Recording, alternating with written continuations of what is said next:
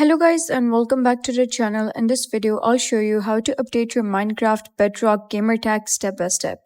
Let's say you're no longer happy with your current name or simply want something new. The process is quick and easy.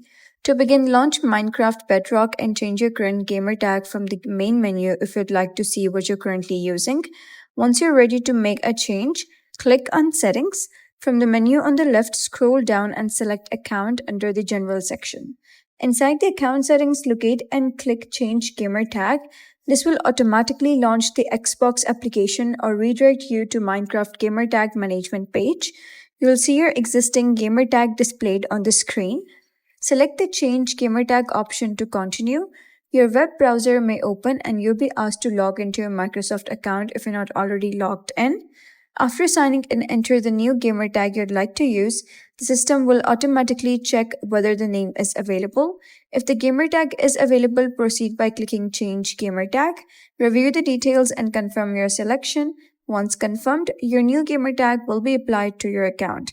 Keep in mind that the update may not appear immediately across all Xbox and Minecraft services. Allow some time for the change to sync and display everywhere.